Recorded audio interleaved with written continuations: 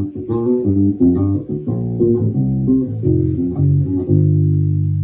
right, let's get this over so I can see the bass a little better. Hey guys, how's it going? Welcome to UBass Live. Today I thought it'd be fun to explore what it's like as a gigging musician. And I'm doing this with the worst hairdo ever. So just give me a second. That's something that you may not want to do if you're playing a live show. But basically, we're going to cover everything from a more relaxed vibe like a jam or playing with a group, like a beginner group up to an advanced group, and then maybe some other things like playing at a musical or playing in a band situation. Just some various things I've had experience with over the years, how they differ, and how you can approach each one, and what's sort of expected of you at a minimum from each one. So we'll start with the more relaxed setting, like if you were to go to a jam or if you were to play in a ukulele group. So first thing I'd say that's expected of you, even on a really relaxed jam, is to know your notes, because most of the time, if you go to ukulele jam, they'll have sheets for you, or they'll send you an email with the lead sheet of the song, or a lyric sheet with letters over each word where the chord changes happen. So you kind of need to know your letters. And if you want to have an ultimate shortcut, meaning you don't want to memorize all the notes on the fretboard, I highly recommend at least memorizing the first 5 frets on the E string, the A string, and the D string. And if you do that, you can find the other notes from there. But if you do at least the E and the A string, you can find a version of each note other than a D sharp. So you at least need the first fret here, or an E flat. And go ahead and learn the double names for certain notes. And you might be like, what am I saying? There are some notes that are sharp notes, but they also have a name as a flat. So like, that's kind of weird. Let me just go through the notes first and then kind of explain. But this is the most basic thing that will be expected of you in the ukulele world, right? You have to know the letters, because otherwise you'll have to look up tabs. Sometimes the tabs will be in the wrong key. So if you're a tab player, you got to go ahead and just bite the bullet on this and learn where some of the notes are. So the open E string is an E, obviously, same name. Then the first fret is an F. The second fret is an F sharp, but you also want to know that it's the same as a G flat. So the reason it has two names, if you go up from an F, you can call it an F sharp. And if you go down from a G, you can call it a G flat. So all of these notes that have a name like something sharp or something flat technically have two names based on the notes they're in between. If you're going up to it, meaning +1 fret. So you're on the first fret, we're thinking +1 fret, you call it that name sharp. So F sharp. Or if you're starting here, if you're thinking about second fret as third fret -1 gives you 2, then you can also call it a G flat. It's just important to know that they have two names in case you see that. But otherwise, we can just go through. So we've got E, F, F sharp, also G flat. Okay, then our third fret is G. Okay, then our next fret up is G sharp, and it's also known as A flat. So then our fifth fret is an A note. That's the same as the open A string. See how they sound very similar? Ooh, the intonation on this might be a little bit out, or it might be a little out of tune. Not sure which. But anyway, they're supposed to sound the same. But the fifth fret on the E string and the open A string are both A notes. Okay, so you need to know that. And then A sharp could also be B flat, right? It's in between an A and a B. We can call it A sharp or B flat. The second fret is a B. And then there are certain exceptions. There's no B sharp. It just goes to C. So that's one weird exception. The other one was from E to F. Not sure if y'all realize that from the open string to the first fret. We've got, anyway, I'll recap it in a second. A sharp, B, C. And then if we go up one from C, that's a C sharp. You can also call it D flat. and then you're at a D, which is the same as the open D string. So 5th fret on the A string is a D note, same as the open D string if your intonation's good. And then there's really only one other note you need, and that would be like a D sharp. So you're going from your open D string to a D sharp, which is also known as an E flat. So if you know that basically it goes up the alphabet and there's always a sharp / flat note in between each letter of the alphabet, unless it's going from B to C or from E to F, those are the only exceptions, then you can figure out every other note on here. And there will be ways that you can memorize different areas of the bass. But really, if you're just going to a basic ukulele jam, you may not need to know more than that to be able to play songs. You just might be very limited with what you can do within those songs. But you can do a functional bass line just knowing those notes. So let me recap it again kind of fast. E, F, F sharp or G flat, G, G sharp or A flat, then A. And by the way, our musical alphabet starts over after G. That's why from G we're going to A. G, G sharp A, or G, A flat, A. Same difference. Okay. Then our open A string, A sharp or B flat. That's our 1st fret. B, C. That's our other exception from B to C. There's no sharp or flat between those. You can call them those names, but it's better to just know that note is C. C sharp, D, and that's the same as the open D string, and then D sharp or E flat. So once you know that, that's really all you need to be able to see a sheet of paper with lyrics over it, and you look above it and you go, oh, it says A, I'll play an A. I'll just play the A note. If it says, oh, a G, I'll play a G note, right? Super easy stuff once you have those notes memorized. Then it's just a matter of getting fluent at it. So you pull up a lyric sheet, and the lyric sheet will have words on it, and then they'll have little letters like that above it. And sometimes you'll see letters followed by numbers. In your very, very beginning phase of playing with people, if you don't know what those are, you can still play through the song by just staying to the root note. So you might see something that says like G7. The important thing for us as a bass player at this beginning level is just to play a G, right? So a G7, outlines those notes, but a G is a good thing for the bass player to play while they're playing the rest of the chord. So it's okay if you see a lyric sheet. I'm trying to find an example of something that has lyrics with words over it. I don't think I have anything handy. I've got an idea. Maybe some piano music might happen to have something like that too. Let me do that real quick. Okay. Here's something in sheet music form. This is a terrible example probably, but if you look at this, do you notice how up above there are these little letters? These are the chords. So that C right there is telling you to play a C chord, or saying that the band is playing a C chord. Well, the bass, you can just play a C note. Okay, let's go back here. There's an F and a G. So same thing. And notice if they line up over the top of words, or if there's space before the word starts. So it tells you where to change the note to. So that's kind of important. And that's on some actual sheet music. But you might just find ones where all the rest of it's not there except the lyrics and those chord symbols. So if you know that, that is your first step. If you go to a ukulele group and they're like, hey, come play with us, we don't have a bass player. You're like, oh, I'm a beginner. I don't know. I might be in over my head. It's like, maybe, but maybe not. Here, let's put some paper in front of you and just see. And you go, oh, okay, I've heard about this. There's letters over the lyrics. Okay, I think I can play this as long as I get an idea for where the chords change. If you can't figure out exactly where they change, you can also listen to the group and hear when their chord changes and go, ah, we must be at that one now. So this can be a little intimidating at first, and you have to get fluent enough at it to do it in real time.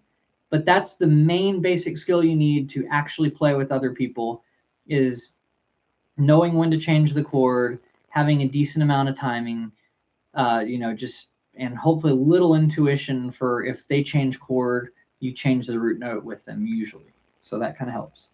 Okay, so that being said, what's the next step? The next step is probably knowing some styles, because if you only know how to play root notes, you're going to be sitting there with the chart. Let me see what song this was. I don't even know what song it was. Oh, it was Imagine. That's fun. So it's like, let me try to find the beginning of a verse. Imagine, okay. Imagine no possessions. So like you could do that, right? I wonder if you can. So what I'm doing is seeing where the chords are, and I kind of know that it's at the beginning of a measure because this notation actually has the measures notated out. But you can kind of just use your intuition. If not, and people will tell you and they'll help you out if you're doing it a little bit wrong or doing it right. But yeah, you have to listen a little bit. That's a great point, Ethan. That's a great point. Being able to listen is a good skill to have playing with others as well. Yeah, that's kind of equal to this. If you know all the letters here, you have to be able to listen too. So that was kind of included in that one, but you're right that it's a separate skill. So one thing that could really help is like trying to do this where you have the lyrics and the chords picked up and you're listening to the music. So there are YouTube videos where they do this, right? Where there's like a guitar player playing and maybe even the words light up so they show you where the chords are changing. Those are a great way to get used to that too, because you're also looking at this other person playing and learning like where they're changing the chords. So these are like usually they're guitar videos, like people wanting easy versions of songs. So you search like easy guitar version of such song, and you'll probably find a video somewhere on there where they put the lyrics on the screen and there's a letter above them, and then you can kind of watch when they're changing chords. So there's a visual element as well as listening, which yes, listening is super important. So at this level, the most important things are timing, listening, yes, I 100% agree with that. And then probably just knowing the letter names of the notes and knowing a fret that corresponds to that. And if you know that, you can get through songs. It may not be the right bass line. It may not have the right feel yet because you may not know what style you're playing, but you can get through a song that way. And you can do it without having everybody stop, right? You're not messing up the song. You're continuing it going. And it might be a little bit tricky at first to do all this at the same time. So that's why I recommend maybe finding a channel. I'm trying to remember what these guys' names were, but there's one guy and he just does the most basic version of songs where he's strumming and singing. And that's the idea, is for guitar players to strum and sing along with him. But as a bass player, you could also just pull up the guitar video where he's singing and strumming and see the lyric sheet and know where to play the notes based off of the chords. Okay, so quickly, things you need to know that might help with that. You might come across some things that we didn't completely cover. Guitar 0 to hero. Okay, that's a great one. Yeah, so Ethan's leaving some great things in the comments over here. On this video, I think I'm leaving the real-time chat on so that when people watch this later, you can go into the comments and see what I'm responding to here.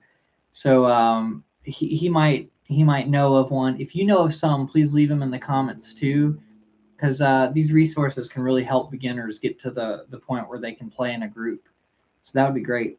So one thing I didn't say earlier, you might see some things like this, even as a beginner, where it says, do you see that A with a little M and then it has a slash and then an E? Well, that chord, that AM is an A minor. The M stands for minor. And then it says /E. We don't really need to know that it's minor. Like we could play an A over there, right? Technically, but I'll tell you why we won't in a second, right? But if you just saw the AM, you could just play an A note and let the chord take care of the minor part, right? So the chordal instrument can play the A minor. You can just treat that as an A for now until you understand what to do there. Now this /E part, that means they want an A minor chord with an E in the bass. Well, we're the bass. So if you see that figure right there, A minor /E, then we do want to play the E, not the A in that scenario in general. That's what it means. Now, some people write these backwards. I've seen in some of the ukulele groups, some of the chart makers maybe didn't know that and put them in the wrong order. So kind of watch out for that and use your intuition. But when in doubt, it's the one after the slash that we play. We don't try to play both. You just pick that one. Okay, and then the next thing on here was a D minor 7. Once again, we just play the D and let the rest of the band handle it until we understand our arpeggios and can make a full line out of it. Okay, which is a more professional step. Okay, and then after that we have F/C. So even though they're playing an F chord, we're going to play a C note. That C is for us. That /C is for us. Okay, so now that you've got that idea, you could go and you could play.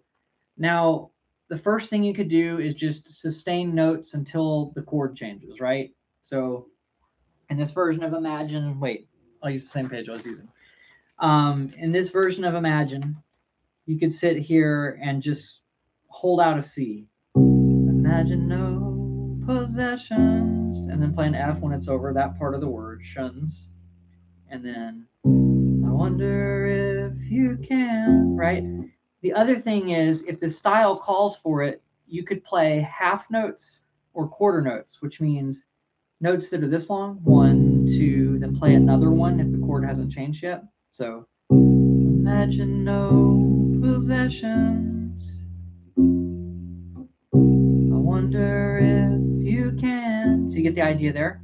Or you could even play quarter notes, which is just twice as many notes as that. Like if you're patting your foot, quarter notes are playing 1 per foot pat. Imagine no possessions. I wonder if you can. And you might want to do that because the piano has this kind of vibe going. But you can kind of decide, like, that's a choice you can make as a beginner, especially if you don't have the intuition yet to know what style the song is. You can vary it up. And if you're playing the whole notes and you go, ooh, that's too sparse, try half notes, try doubling the speed of the notes and hitting extra ones, or even quarter notes.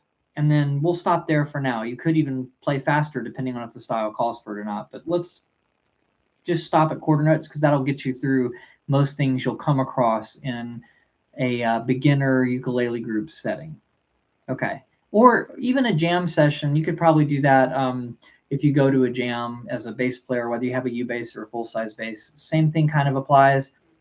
It's just that the jam session, they don't give you, like if you go to a bar and sit in with a band that's the host band at a jam session, they usually don't give you a piece of paper with the chords. So if you're going to have a piece of paper with the chords, it may really be you're on your phone looking up, and this is how you look it up, right? You type the name of the song that you're about to play, and then you type the word chords, CHORDS. And sometimes that'll pull up a site that has this laid out with the lyrics with the letters for the chords above it, for us, the root notes of the chords, so that we play those notes. Okay, so hopefully that helps. And I know this is super simple stuff for some of you guys, but we'll get past this in a second. I just want to kind of give that beginner thing. The course that I have kind of gets you a step further than this and gives you a little bit more ideas of styles and stuff. But if you are going to jump in before you have a chance to go through a course or do something, then that's basically what you can do if you don't have a lot of time to prepare. And then if you know the song is a country song, the next step would be learning like a root fifth pattern. Root fifth patterns sound like this, or it could be like this. Now, I'm not going to go over how to do that in this video. I have other videos where I have, but if you're doing a country line, look up ways to do a root fifth bass line. So that's kind of the typical idea of a country line. And it's a little bit more complicated than this because now you're actually picking 2 notes out of the chords, the root of the chord and the fifth of the chord. And in order to know what those things are in a theory way, you need to know a major scale. And that's cool. I think that everybody should know major scales. But like I said, if you're just beginning and you're just jumping into this and you still want to be able to jam with people, I want to encourage you to do that as long as they're not too picky, right? You want to play with people that are just hanging out, having a good time, not people that are going to like, get all irritated or whatever because the bass line's not perfect or whatever. Don't play with those type of people if you're a beginner, because you can either have an experience, depending on your type of personality, you could have an experience where you just feel so anxious or embarrassed or something that you never get back out there again, or it takes you a while to overcome that again. Or if you're the other kind of personality, you might get so mad that you might blow up on the person and decide, I don't want to do that again. So try to pick people that are very easygoing, very laid back to play with at first. And you may want to do that before you go to a full group setting. But usually beginner groups are very understanding and very catering, especially because they want to have a bass player. If they don't have a bass player and nobody in the group is wanting to switch from ukulele to U-bass or something, then they want you there. So they're usually going to be helpful. Okay. So that being said, that's the basic things. You can start with root notes, whole notes, half notes, and quarter notes are your friend. Whole notes are 4 beats long, 1, 2, 3, 4. You're just holding it out for that long. Half notes are 2 beats, 1, 2, 1, 2, and quarter notes are every beat. And usually these changes happen on a whole note, a quarter note. So they happen on beat 1 or beat 3. Every now and then they'll happen on an upbeat. But I think in beginner settings, you can still play them on the downbeat. So if you're counting 1, 2, 3, 4, you're basically picking the number closest to where the word changes that the letter showing the chord is directly above. Okay, I think I said that in the most confusing way, but just kind of go through that a little bit, and you'll kind of understand what I'm saying if you look at a sheet like this. And like I said, you don't have to be looking at something like this that gives you all the rhythm too. Most of the time, what they'll hand you will just have the lyrics and those letters that are on top without all the musical notation in between, right? So they'll have like that C will be there, and it'll be over the space like this in front of where the words start. But this stuff may not be there. Okay. Yep. And then let's see, what did Ethan say? I'll cater to this because you have some good things to say and good things to add. Never knew that's really what it meant. Just I've seen it a lot in jazz sheet music, it seems like. Yeah. So those are the chords. That's great. They do happen a lot in jazz music because in jazz, they tell you those things. Yeah, the slash chords, especially if you're talking about the slash chords. Yes, slash whatever, we play what's to the right of it, even though the chord is what's to the left of it. Yep, that's it. Okay, so that being said, if you have a basic idea of that and these notes on here, that's all we're doing is getting fluent at that. And as soon as you feel kind of comfortable doing that, going through videos on YouTube, you're ready. You're ready, I believe, to go to a beginner ukulele group or get together maybe with 1 or 2 people and practice to go to a open mic night and play with them. And sometimes what I would do, if you get to a certain point that you're pretty good at that, is find some people that are regulars at an open mic night if you don't have friends to play with already. And after they're set, especially the ones that maybe you can tell are beginners or whatever, just say, hey, do you want someone to play bass with you next time you get up there? Like maybe we can get together and rehearse a song and then go do that. Or you can tell me a couple of songs and I'll go learn them. And then you go home and you learn them, or you print out a sheet that has these things on there.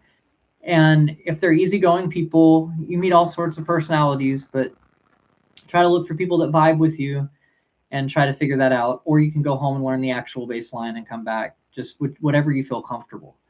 But yeah, if you go to a group setting, sometimes you don't have the luxury of having the sheet music ahead of time. Sometimes they just have these like binders with books full of lyric sheets, right? And so you're just going through them and kind of fumbling your way through with the rest of the group, and everybody's just kind of doing that together. And that's how a practice goes. And then, if you're going to have a gig with a community group like this, I teach a few students that do these community groups. So I've been helping them prepare for that kind of thing. But if you do that, then they'll pick a handful of the best songs, and then you play those for a performance or something. and usually at like a community event or something, right?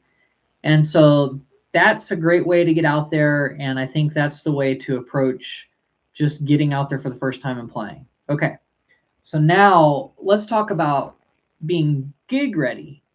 Being gig ready, meaning someone is now paying you money to come play with them.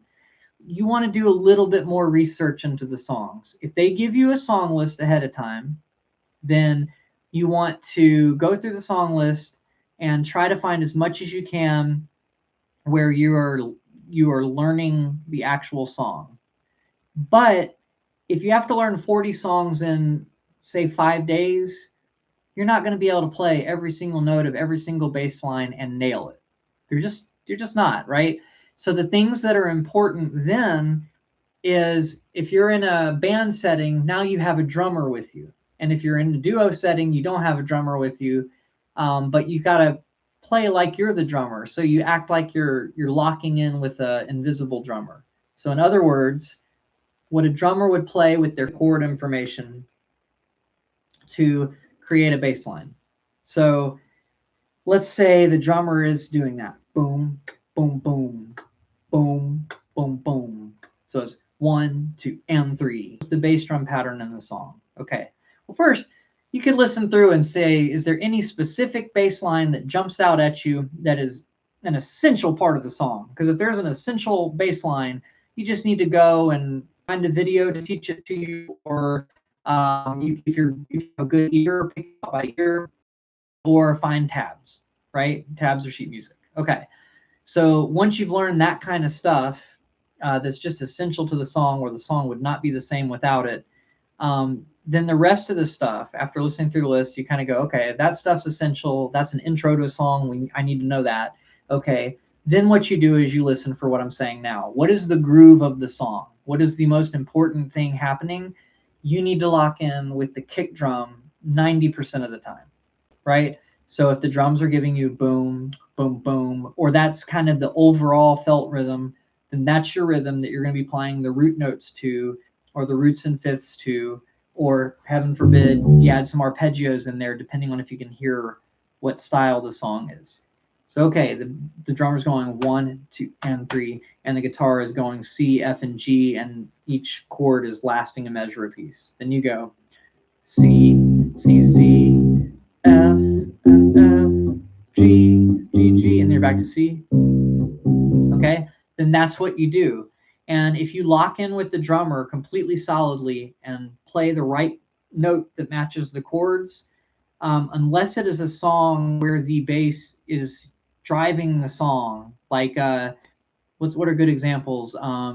Stand By Me. You need to learn that part. If you just went, okay, the drums are going boom, boom, boom, boom. Okay, cool.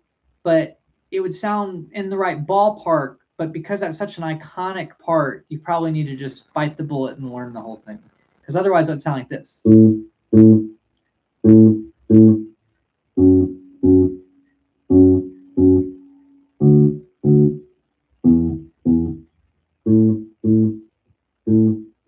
Still right. It wouldn't mess up the song. I have a feeling if you did that underneath a band, the singer or someone might look at you like, what are you doing? But they're gonna be like, oh well, they'll shrug it off and keep going because they can. It's not gonna train wreck the song, because you took this idea of I'm walking in with the drummer and making a groove. Great.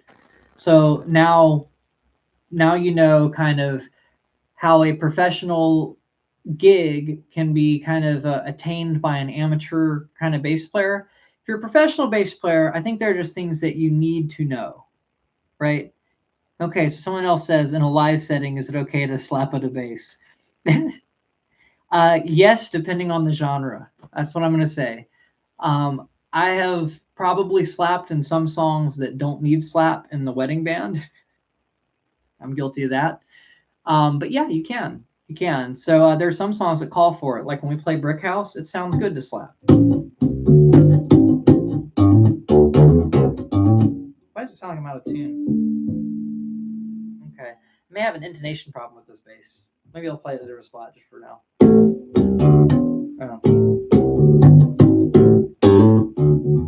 So you got that kind of stuff.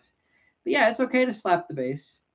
Do you need to be able to slap to do you need to be able to slap to play most gigs? No. If you're doing a ukulele group, then slap the bass.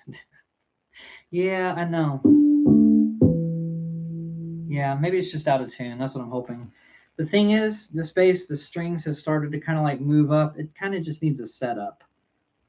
But let me double check and see if it may have just gone out of tune because of the weather. Ever so slightly, but that wouldn't have made that big of a difference. Yeah.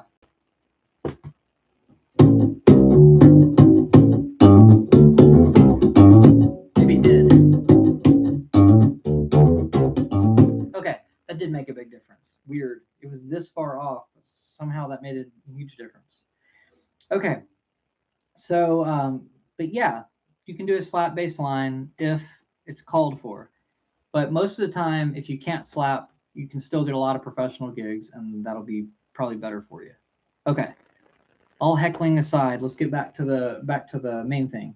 So if you're in a professional setting, I do think it would be good for you to know simple things like scales.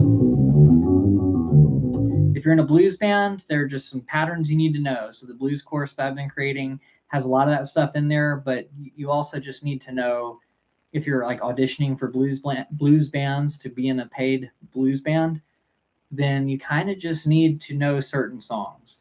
So you familiarize yourself with the genre, you learn like 20 songs in that genre, and you can Google which ones are the most popular songs, or like if you go out to see a blues band, what songs are you likely to hear, and yeah, 1 4 5. You got to know that stuff. So first you got to know a scale to know that. Okay, then you got to know first note of the scale is your 1, fourth note's your 4, 1 2 3 4. That's where that's coming from. 1 2 3 4 5. Yep, if you're in a jazz a jazz band, 2 5 1 would be good things to know. Once again, 1 6 4 5 if you're doing pop. So knowing what that means really helps. And this also helps in a blues jam too, because if you go to a blues jam or just a jam in general, sometimes the person leading the band will hold up fingers to you. And this is what they're talking about. They're talking about these notes within a scale. So if they hold up, if they stop for a second and manage to hold up 6, they're telling you to play the 6th note of the scale. They're playing the chord that's based around the 6th note of the scale. If they hold up a 2, they're telling you to play the second note, 1 2 of the scale, but really the chord that goes along with that. So if you're doing our arpeggio bass line, let's say your bass line has this like bump bump bump feel. They're like, okay, they hold up a 2. You got to know that it's a minor arpeggio and switch to the minor arpeggio shape rather than playing a major. So there are things that you just need to know in a professional setting, and I think it takes about this much theory and a lot more listening to songs within the genre that you're trying to do, and just learning a big handful of songs that are most likely to be played. So like if you go out to any bar in your area and you listen to a classic rock band play, there's probably going to be some overlap of maybe 10 to 20 songs, right? Because they're playing what people want to hear. You might hear Don't Stop Believing, so you may just want to learn Don't Stop Believing. If you're in the wedding band circuit, a lot of the songs I end up playing are things like Brick House, things like Stand By Me, I brought that one up, things like My Girl, things like, for some reason, Mr. Brightside by the Killers, Shut Up and Dance. So it's kind of like these songs with different wedding bands have come up again and again because it's what the people want to dance to when you're playing there. And then if you're doing like a cocktail hour, there are different songs for that kind of thing. So now we're moving from like a bar band amateur playing a professional kind of gig into an even more professional setting. Same idea, lock in with the kick drum, give a groove, and play the line. Uptown Funk, great. That's true. We play Uptown Funk a lot. Sweet Caroline's another one. But if you want a list of that, you can probably just Google or something like let's say wedding reception band. what songs does a wedding reception band maybe need to know? No, in whatever state you're in Georgia. I'll type in Georgia. Okay.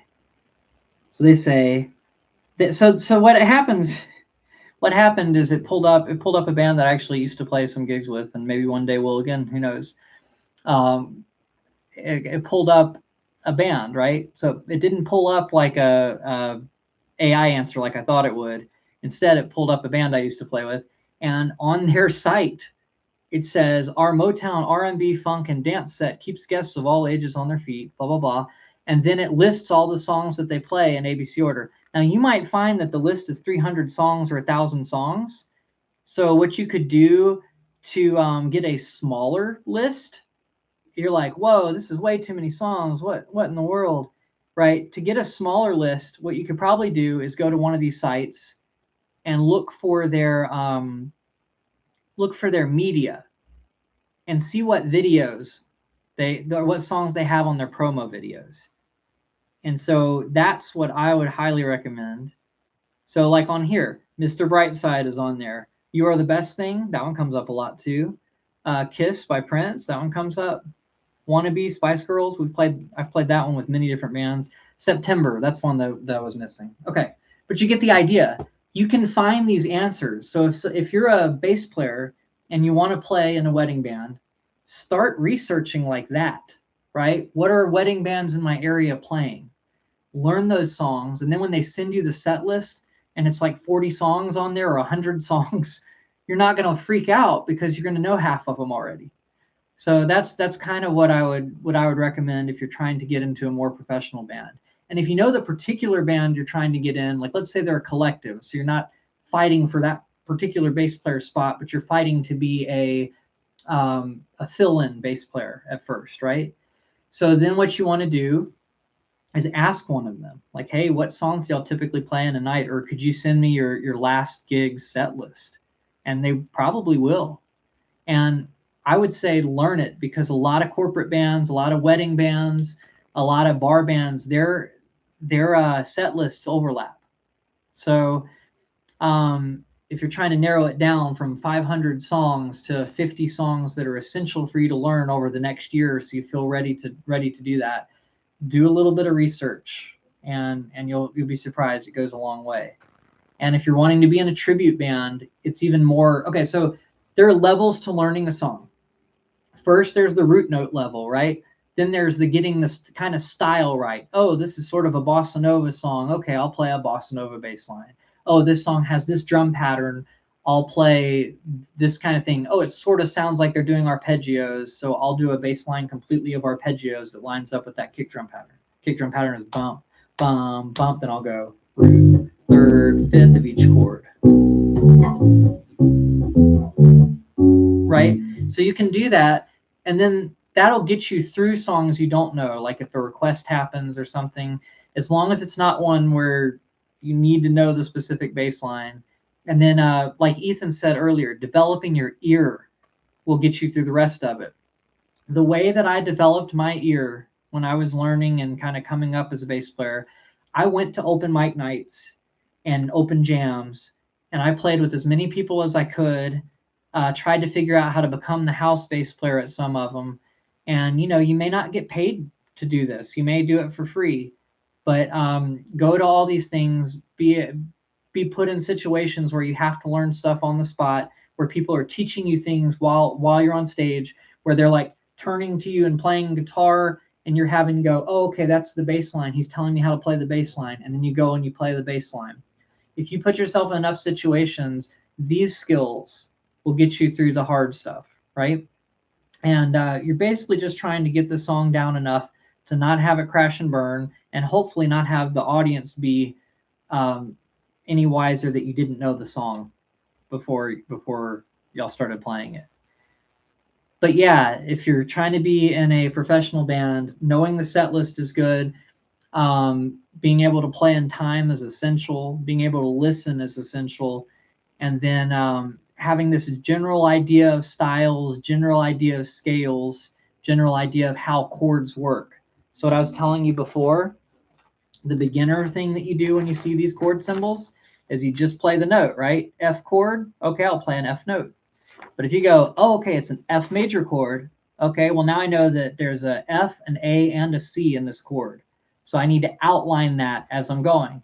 And then if you know the genre, you can kind of learn from experience, like what kind of walk-ups work. Oh, okay, if I'm playing a blues song, I can use notes that are outside of the scale, but in a row. Those are called chromatic notes to get from one chord to another.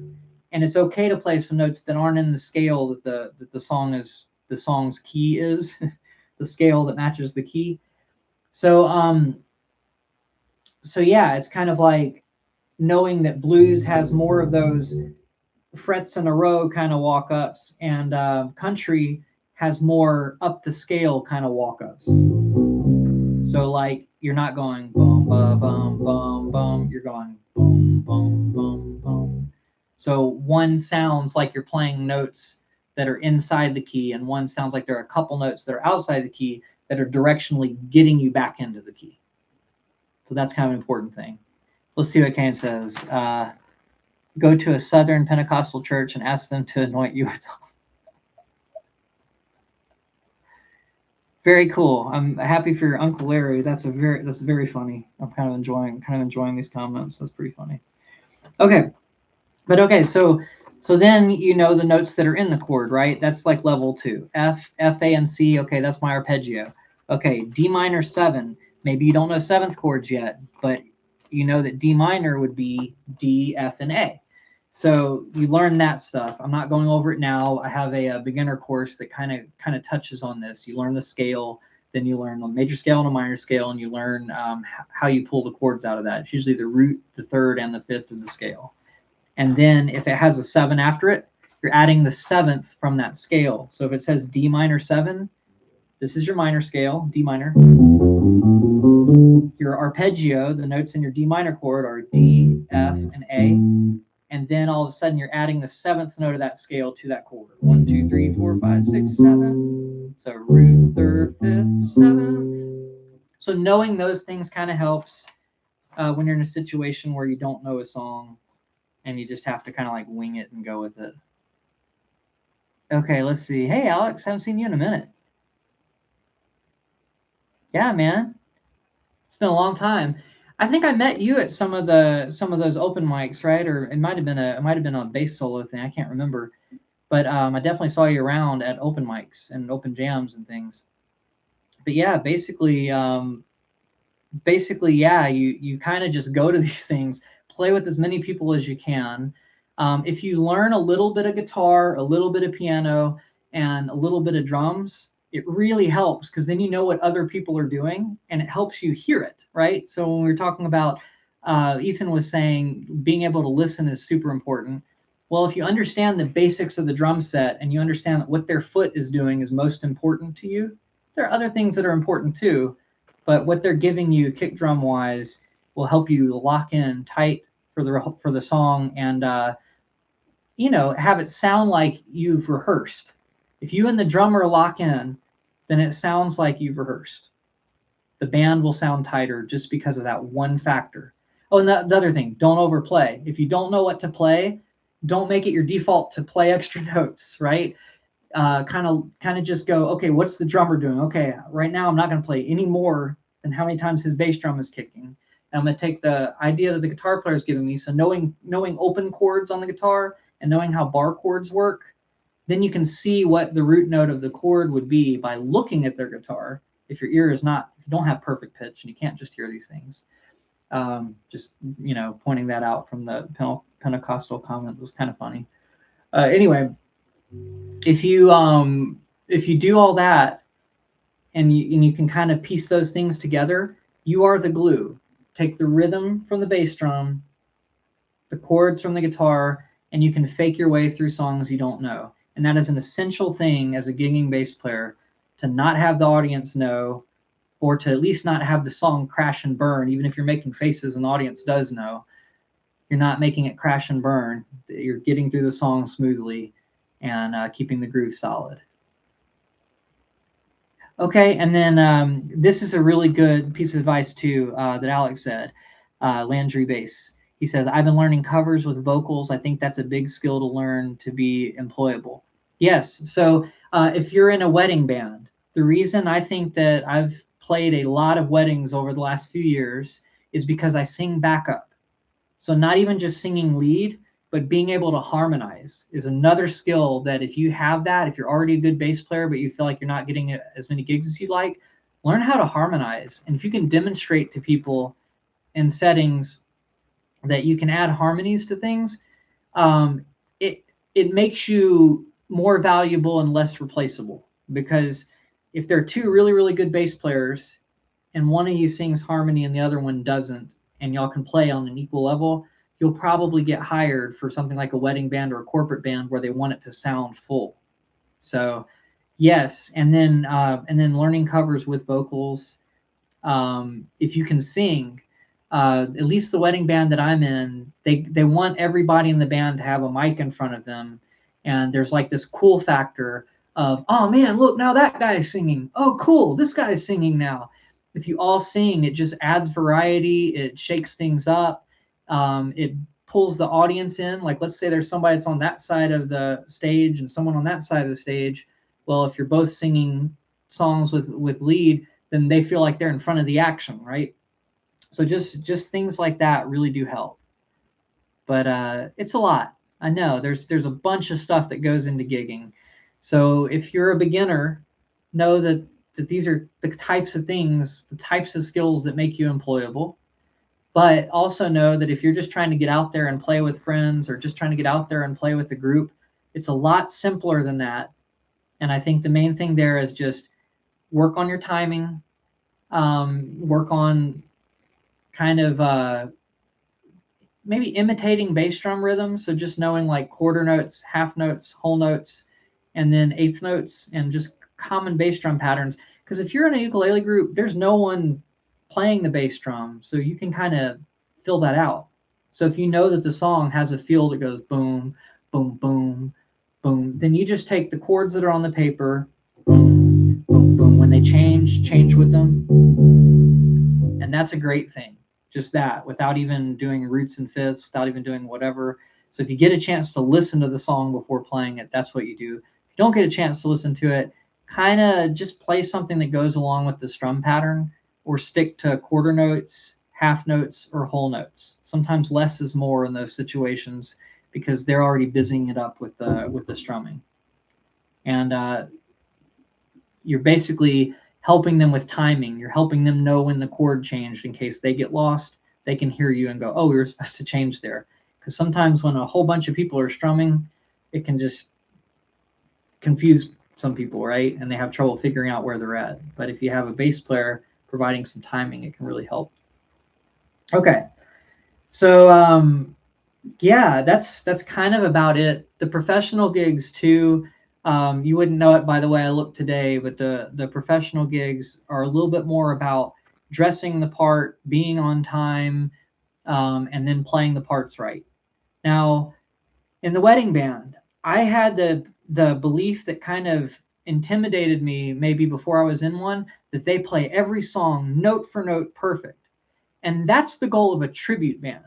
So if you're in a tribute band and you're trying to do that, that should be your goal. And if it's not exactly like the record, then at least how they would approach it live. Like let's say they don't play it exactly like the record when they play it live. Well, then you imitate their live performance and the record and know the difference kind of. But that's if you're in a tribute band playing just one band's music. But for everybody else, I don't think I've ever seen a show where there are a whole bunch of different songs where the bass player has played every song exactly like the record. So kind of get that notion out of the window and just know that they're relying on these other skills more than not. And then the songs that they really like, they're learning the walk-ups that happen. They're learning the bass fills that they love to hear because they feel like that's a more essential part of the song. And then some of the kind of like less bass moments, it's okay to just rely on this locking in with the drums and playing the the chordal information, you know, being the tie between what the chord is doing and what the rhythm is doing, is enough. And most listeners won't know the difference unless they're the biggest fan of the band ever and they've broken apart everything, or they listen super duper closely and they happen to play bass. You know, those people might notice. But in general, they're not the ones hiring you, right? The people that are hiring you want to be able to dance. So if you and the drummer are giving them a solid rhythm and the notes don't clash with the chords, then I think you'll get hired. You'll get hired to play a lot more than somebody that has timing issues, or someone that is just playing wrong notes but playing a lot of notes. So those are things to keep in mind. I think you've heard that probably a million times, you know, like the whole, it's all about the groove. You know, sometimes you don't want to give a guitar player a bass because then they'll play the bass like a guitar or whatever. And with that, it's not always true. Sometimes they know what to do too, because if they play acoustic guitar, they kind of play certain songs where it's more about the groove than it is about soloing or doing something else. But yeah, the real secret is make sure that you're giving the foundation before you add anything fancy. Because like I was saying, the Stand By Me, right? So you could play, if you took my advice and didn't learn the bass line and you're like, oh no, I don't know the bass line. Okay, but I know the chords and I can lock in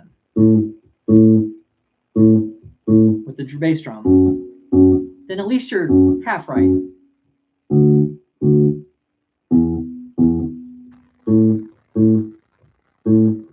Right? So it's like, it may not be the iconic line, but it won't stop the band from playing. The singer will still know what to do on top of it, and people would still be able to dance to it. So that's kind of the mentality you want to have as a professional. Now, the level of gig you get hired for has to do with your fluency on that kind of stuff, but also the further you go down the rabbit hole, you know, the more detailed you have to be. But start there and add the details. Don't start at the details. I've made this mistake and lost gigs over this, where I tried to recreate a line note for note and messed up the groove because of it, and did not get hired back for that kind of thing. But yeah, that's basically it. I think we've kind of covered everything. And as far as the person that said the slap at a bass thing, yeah, do that at a minimum. Only when it's called for in the song, because sometimes people will fire you for overdoing it or doing something that's not within the style. But thank y'all for watching, and I will see you guys on the next one. And good to see some familiar faces in the chat. So I'll take care, and I'll see y'all next time. I do this once a month, usually on the first Thursday of the month, or the second Thursday if I have a gig or a rehearsal or something. All right, guys, take care.